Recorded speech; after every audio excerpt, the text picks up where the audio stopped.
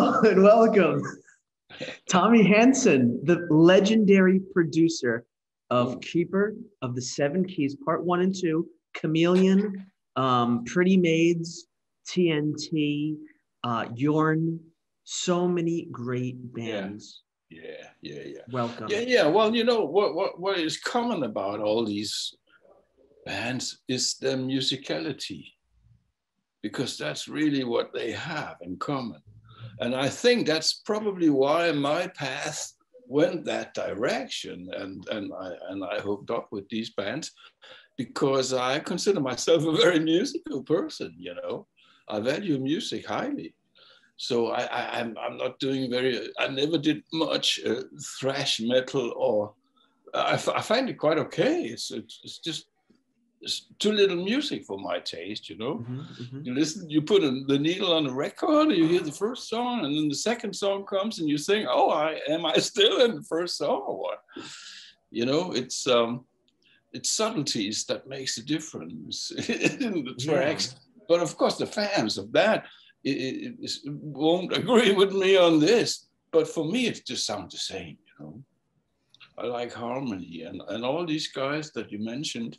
They build, it's like painters. They paint with music. And you do, and you create, I mean, you are the producer of Keeper of the Seven Keys, Part 1 and Part 2, which is like, people hear these albums and they save lives sometimes. It's like very optimistic music, I find. You know, I always worked for the light. I never worked for the dark side. So you're on the right track, my friend. Sure. And you began with the organ. Organ was your first instrument? Yes, organ is my main instrument. Your main instrument? Yes, and I still play it with great pleasure. And I have the biggest model ever to come out of Chicago, Hammond. Well, it's built in Denmark where I live, but of course invented by Mr. Hammond. And I recently had it refurbished. You know, you have to change all these capacitors inside because they dry out or they change with time, you know. So I got all this fixed last summer, and now it's totally kicking ass. It's like riding a chariot, but 4 horses, you know. How did you? The big question I really want to ask you is, how did you get started with the music? Because I mean, this is like music that, I mean, you studied music classically, I'm imagining. Yeah, one could imagine so. But again, you're partly right, because when I was the age of 5, I was sent to the weekly piano lesson, which did not do me much good anyway. But I practiced my scales and stuff, you know. So it was quite okay. But no, the problem was I never learned to read music. I cannot read music, you know. I have the same. I have the same. Yeah, if you come to me and say, hey, can you do this Prima Vista? No way. No way. So basically I have a very good ear. And that's why I never learned to read music, because it was so much easier and faster for me just to pick it up by ear and translate it, you know, because I could do that really quick. And it's been like that ever since. Though I had 1 year in my youth where I attended a course in ear training, like, you know, solfege. Yeah, intervals. Yeah, oh man, that's so great. If you do that, oh, you're so good off. You can always enter into a choir session, you know, backing vocals. Okay, should I do the third? Yeah, okay, I do the third. Okay, you do the fifth? Yeah, okay. Well, perhaps we're going to put a 7 and a 9 here. Yeah, no problem. And it's much easier to keep the discipline, you know. because of this little practicality. So that's what I have in my background. The rest is entirely because it's my interest. Well, you know, it's I could go on for hours elaborating on we'll do a condensed version like that. We'll do the condensed version of how you got to be working on these great albums. Maybe. Yeah. Well, basically, and don't get scared now. Sure. Because I consider myself a religious person, sure, though I'm not in a certain church direction or any sectarian witness of Jehovah or anything like that, you know. But I believe I translate divine energy, cosmic energy, and I'm just a tool that translates and sort out what happens with these acts that I've been involved with, you know, and somehow that works. That's the short version. It's divine. It truly is divine. I mean, anyone who listens to Keeper of the Seven Keys, even the title track, Keeper of the Seven Keys, this 13-minute song, I mean, it's so optimistic. It's so hopeful. I have to tell you something, Mr. Hansen, is that when I was in high school, I was bullied a lot, and the only sort of refuge I had was the music. So I went home and I played the bass for 5 to 6 hours a day, and I became very, very good. But what kept me alive was it was Iron Maiden, but Helloween, the band Helloween. I felt like these guys understood whatever it was that I was going through at the time, and it made it feel like it wasn't like they had my back. I felt like these guys had my back somehow. You know, of course, they were very popular, specifically in Japan in the 80s. I think they might still be, but and that has to do with some kind of similarity to your situation, because if you analyze the Japanese situation in general, so you have a very polite civilization where everything is very controlled and feelings are kept back. So you cannot show your face. Yeah, well, of course you show your face, but only in a certain way. And when this music from Helloween hit these Japanese youngsters' ears, all their defenses fall like, wow. They were just blown away, and their emotions just, wow, burst out. I tell you, man, we had sessions when we finished a record, and of course, the press was invited. Like, you do that stuff. I don't know how they do today, but we did it like that in those days. And so these guys from Japan, front row, blast the volume in the studio, right? And it was so funny to look at their reaction, you know, because their emotions came out 100%, you know, and that's what Helloween can do, because it's so powerful, so emotional. It touches the heart in some of these songs.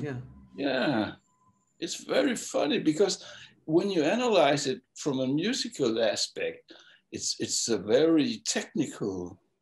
I mean, first time I was invited to work with them, I was given a record, and I never heard a double bass, double kick like like they used it.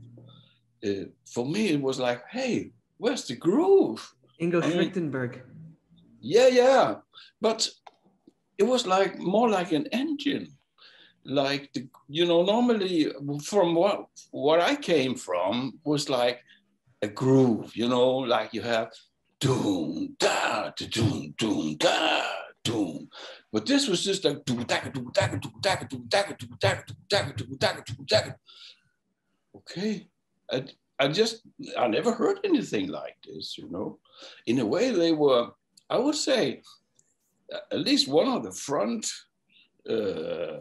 front runners of speed metal, if not the inventor, for sure, one of the melodic power metal.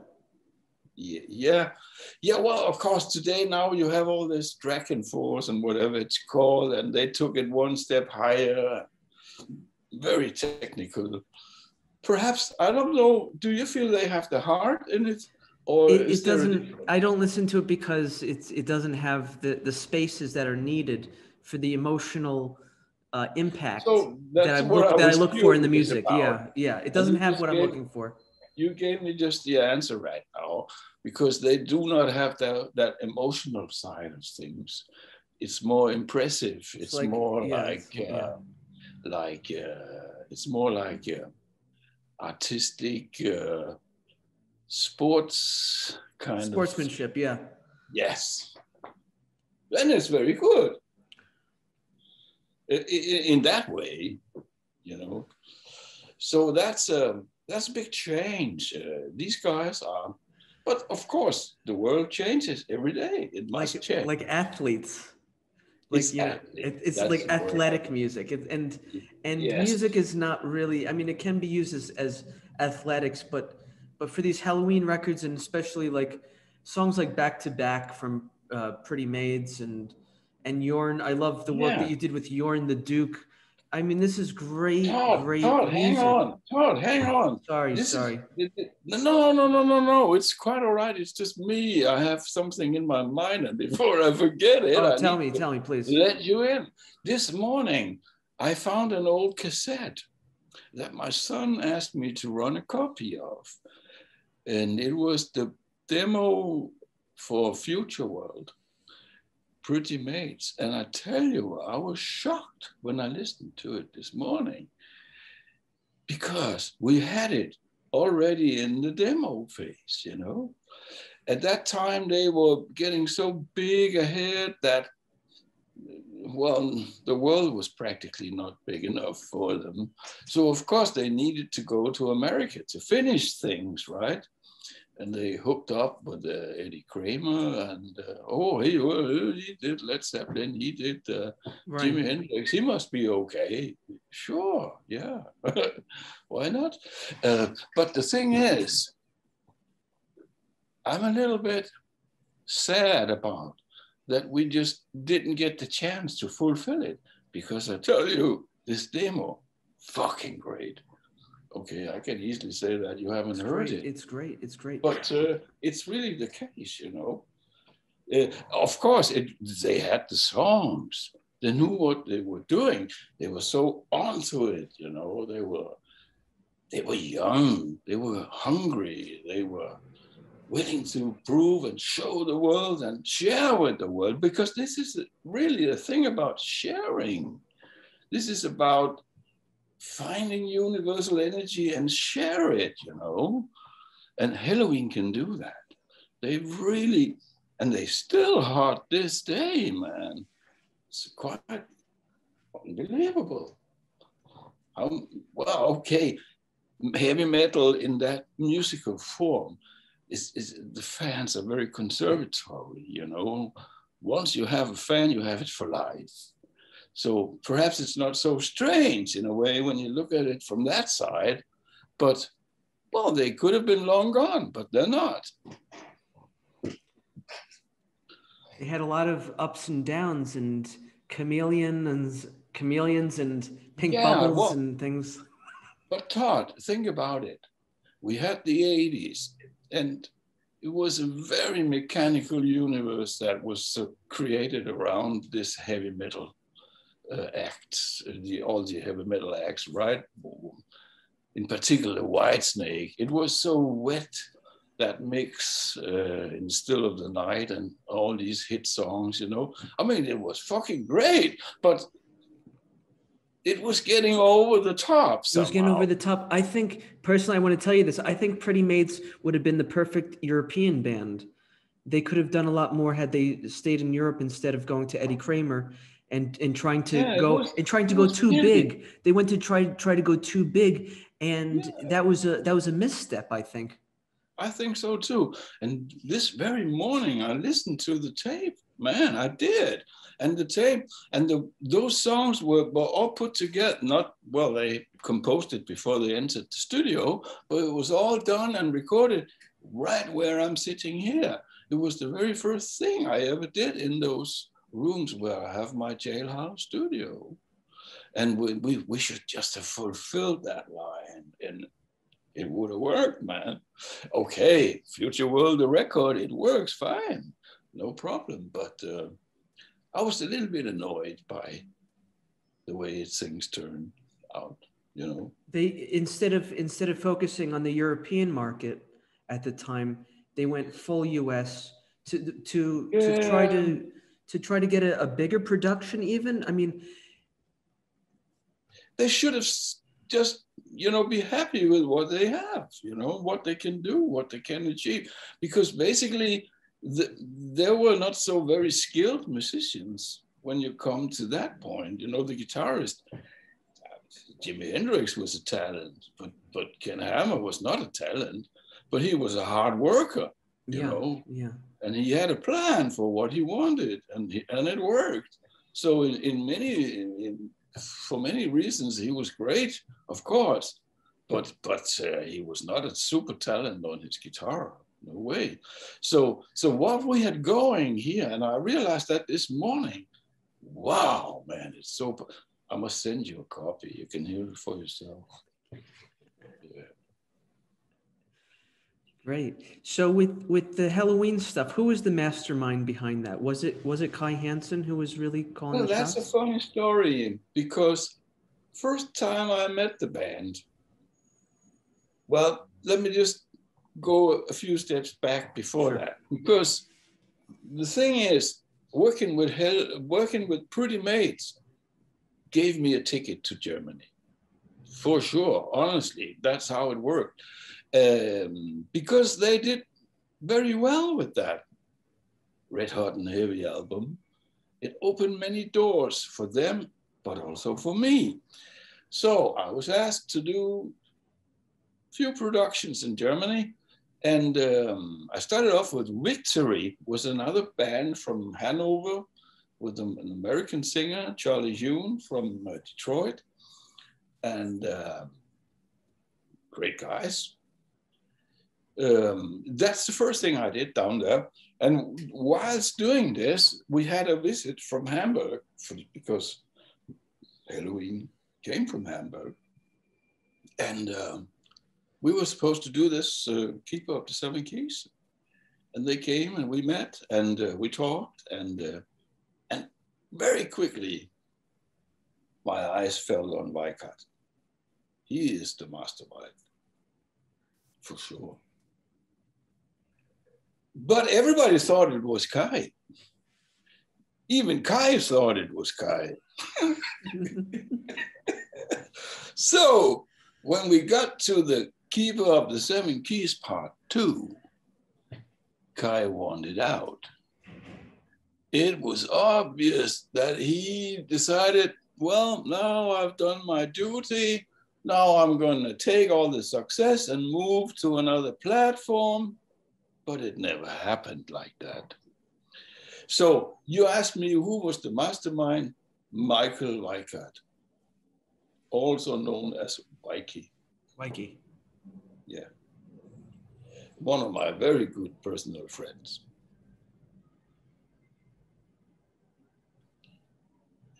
Where are you based these days? The funny thing is, I realized this, even though that Mikey had big stress when he came down with the band. He had so many personal issues. Well, the whole band was doing one riff or too much here and there, you know, like myself, for that matter. And I think it was getting over his head or something. Or perhaps it was just a part of his evaluation as a human being. You know, sometimes we have to go through rough patches, right? And he was damn going through a rough patch when they entered for this meeting. And it was obvious. And I tell you, on the Keeper of the Seven Keys Part 1, it's not many tones you hear from Vicky. Mostly everything was done by Hansen.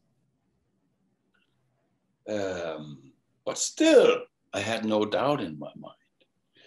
But what makes them so strong at that time also was the difference in polarity between, you know, the potential between Hansen and Weikart. It was like you could almost see lightning, you know, like anode, cathode, it was wow. And in the middle you had Kiske. God damn, you have a person 18 years old and he looks like 1,000-year-old soul telling us all how to do and how to behave and how to live our lives, you know? Amazing. With that lineup, you can't miss it. And then you had, of course, Wichtenberg looking like all vitamins put in one person. And then Markus Großkopf, the great space doodler, the person with the biggest heart ever. You know? Great lineup. I want to ask you about the Chameleon album. Yeah. What was going on there? I mean, it's a great sound. The production is perfect, though. Yeah, but I tell you what, it's not so much Helloween that was doing things different in a way. It was more the world that was looking towards Nirvana and the whole grunge thing. You couldn't come out with a heavy metal record in 1992. It would just be like, aren't we done with that? You know? Right. The world had moved so rapidly. And of course, when you look at it in perspective, it's not strange what happened because everything became so mechanical. There was so much high tech involved in production in the late 80s that everybody just needed to breathe a little. And so this simple form of Pearl Jam and Nirvana took all the picture. So they decided, okay, we're on hold here, you know. We might as well just do music that we like, that we're never going to use elsewhere. So that's why it's so strange in comparison, because it points in all directions. But there's a sense to what goes on, you know. Like, for example, Capo, he had a brother who died, and one of his songs is about that. And so he got that off his chest, you know. And yeah, well, that's just one example. Yeah. And so then, it was a rough time for a metal band. But then, Master of the Rings, we were back in the saddle, bigger than ever. And then they came with the songs for the Time of the Oath, which blew me away. It's such a great song material. I mean, the production, I'm not too proud of the sound. It's a little bit squeezed somehow. The Time of the Oath is a little muddy. It's a little bit muddier. Yeah, that's what I'm saying. But the content, there's so many great songs. So, and that's the funny thing about music and production. Of course, everybody expects and wants and hopes to be great sounding, but in the end, it's not the sound that matters. It's what inside it, you know.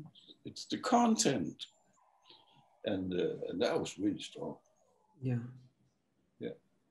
So the last record for the line of my participation was the Likoshi album, which I call it Better Than Raw. Yeah, Better Than Raw. That was great. That was really great. Yeah, but that's basically his record, not his record, but he has so much influence because he made so many of the songs. So he was very strong and keen into that. And yeah, it was a little bit different, but still great. It's great. Yeah. So where are you nowadays? Are you in Hamburg, or are you in Denmark somewhere? I'm in Denmark. I am Danish, you know. Are you on a houseboat? No. No, actually, I reassembled my old band, the Old Man and the Sea, we called us, and we still do, and we're working on new stuff. It's not like we have any great expectations about, you know, conquering the world or anything like that, but it's a great motivation for us to you know, keep going. And we're pretty much in the line of bands like Vanilla Fudge. Very emotional, power, psychedelic, big time rock and roll. Yeah. Tim Bogert. Tim Bogert on Carmine. days. Yeah, Carmine. Yeah, yeah. He has a brother that played with Dio. Yeah, yeah. You know, that was quite funny because doing one of Jorn's records, he at one point he decided to do a Dio cover, and it was really strange timing because he didn't know the guy was going to die. So when Dio died and Jorn's record came out, everybody thought he was speculating, but right. He wasn't. He was just paying his duty and his tribute to Ronnie James Dio. But he was so unfortunate that he died. Yeah. Dio, that is. Yeah. Anyway, what I was about to say is, yes. Recording this record, this album, as a cue, we used the originals. You know, you could, when you start a production, the first thing that goes off is the metronome, right? Duck, duck, duck, duck, duck, duck. And so maybe you put a guitar, you know, a cue guitar that you can keep track of where you are in the song. But in this case, he just wanted us to use the album of Dio, okay? But they didn't play it with a metronome, you know? So we couldn't make it. Wasn't perfectly congruent. And that was Carmine. What's his name? Mickey Carmine. Oh yeah, the brother of Carmine is Vinny. Yeah. Yeah, Vinny Carmine. Yeah, and so you would expect, because I tried to make a click track to it, a click track that altered up and down, you know. So I in that way I came to analyze his playing style, which was very interesting though. And I would have expected that in a verse, okay, you take it easy, right? Lean back a little, and you know the timing, right? And then for the chorus, ooh, give it all you got. But it was exactly the reverse situation. All the verses were stressing forward, and all the choruses fell back.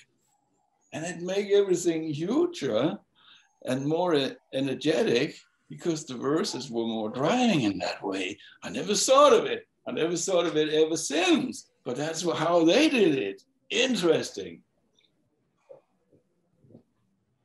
Yeah, that's about it. That's great. That's great. I'm really impressed, you know, with your career. I mean, it's incredible because I mean it's such great music, you know. That's I hope what that I said to you. You know, it always connects with musicality, and that's the difference. Not everybody has a choice sometimes. I mean, I guess everybody does have a choice, but you have such a great track record as far as the albums that you've made. I mean, even did you do the Dio record? It was like a tribute to Dio from Jorn. Yeah.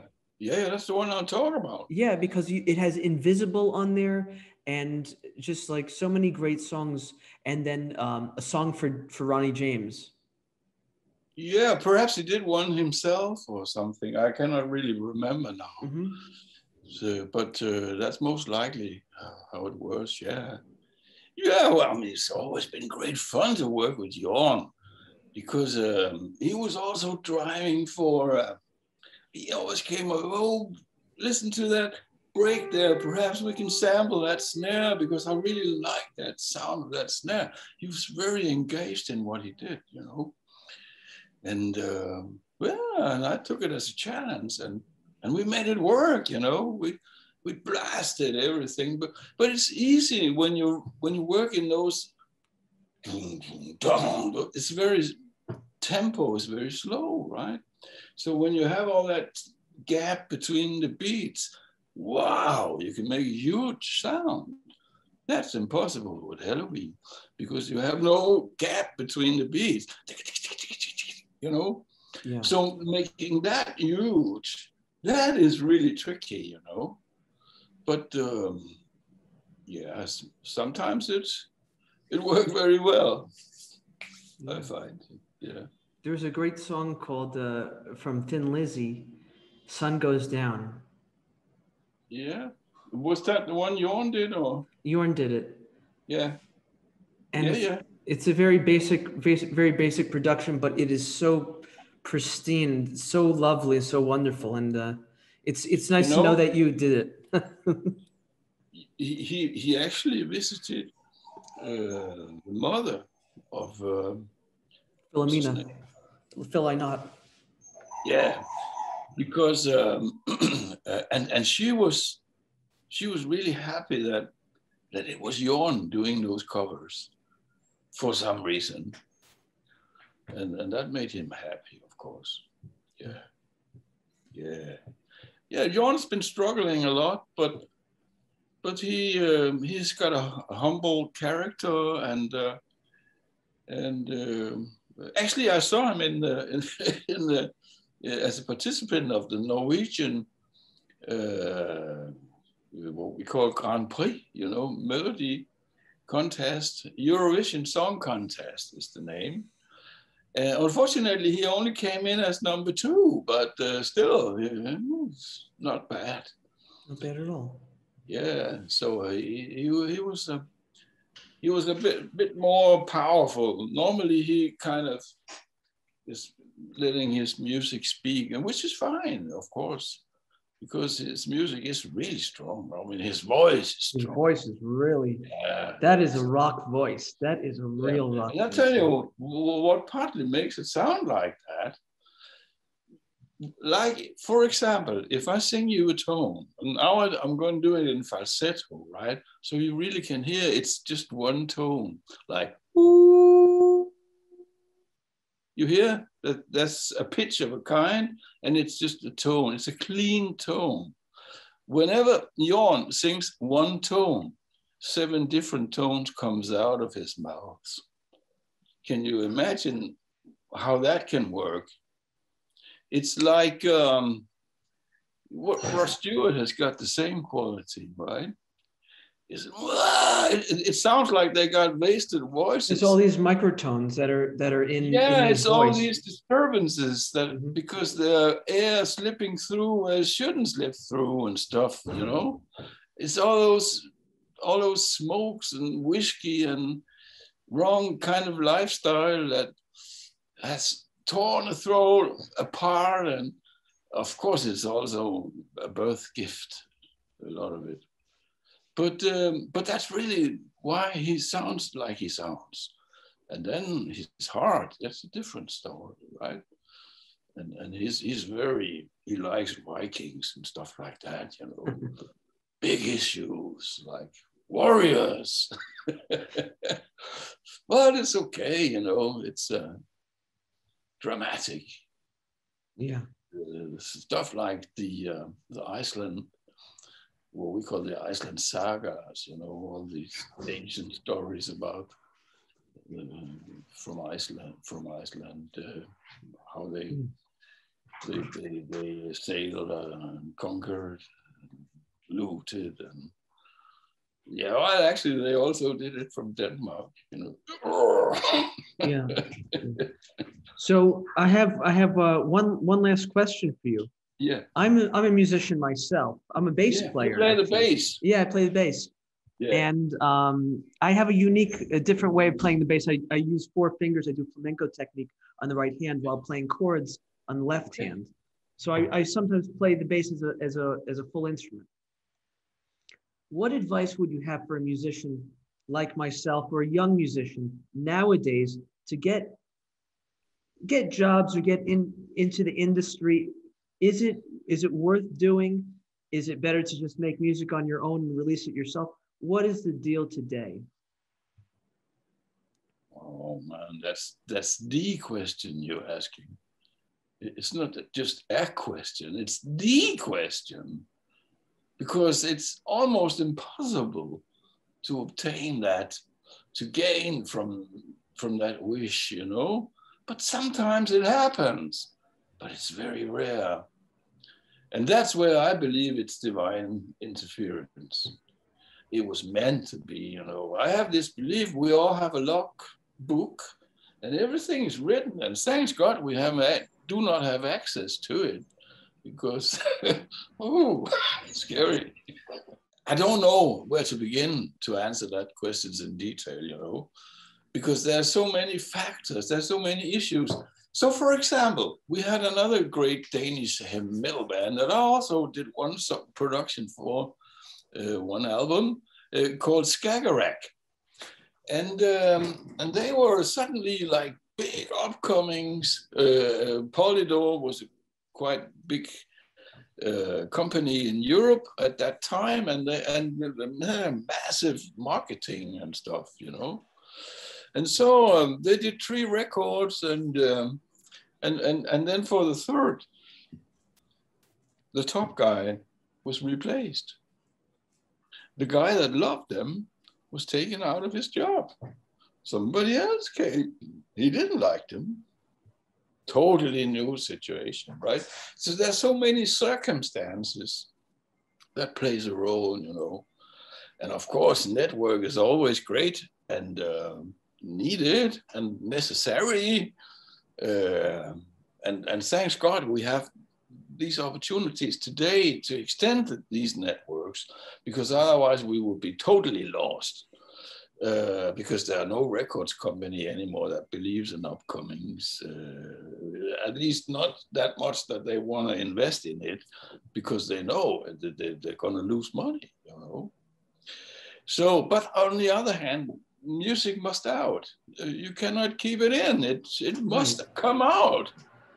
So you got to find a way. And then suddenly you find out that what killed the music industry is suddenly open up the doors for you, because you can actually go to your living room and spend your savings on a cheap program, get some microphones, get the guys together, do some recordings, release, and marketing. And didn't cost you anything apart from that investment. Right. It's quite small. So this what killed the possibilities, opened up new possibilities. So you have to look ahead. You have to see, you have to find these new ways of, you have to beat the system. That's what you have to. And collaborate with the right people. Yeah, but who's the right people? Nowadays, who's out there? Who's doing? You cannot say, but according to my belief, all that will happen by itself, you know, or it won't. I mean, it's quite easy for me to say stuff like that, right? It's just because it's going to work one way or the other. But nevertheless, that's what I believe. So there's not a lot you can do, but you can offer your service, you can offer yourself, you can open your soul, and you can play it totally open. And if you do that, nobody can say you didn't try.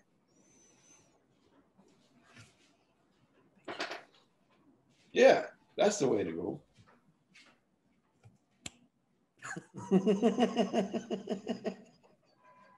So what's it going to be like with all this interview you're doing? So so the plan is basically I have an editor and we put in lower thirds and things like that. And we put it on the internet. We put it on my YouTube. It also goes on Comcast 21 in upstate New York, a small TV station there. Great. Yeah, so it's like you're trying to pick up the opportunities available these days. Yeah, way to go. Thank you. Yeah. Well, I wish you a lot of luck. Thank you. Where actually are you situated? So right now, as you can see, the Mayan calendar behind me, I'm in Guadalajara, Mexico right now. But is that where you were born in I was born in New York.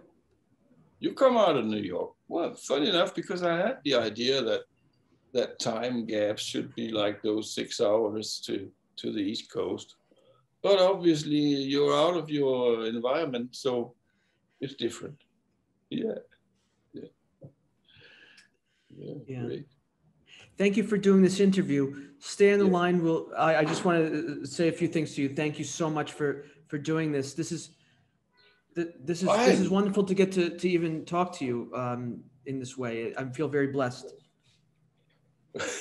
Did you ever see that funny video? I think it was Blue Oyster called "I Need More Cowbell." Yeah. Have you ever seen that?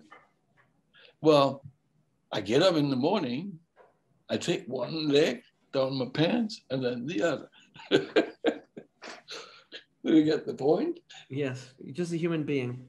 We're just a human being, all of us. But respect is nice. Thank you. Thank you. Yeah. So thank you for being on the show. And this has been Interview with the Legendary. Cheers, man. All the best. Thanks, Todd. Thanks for watching.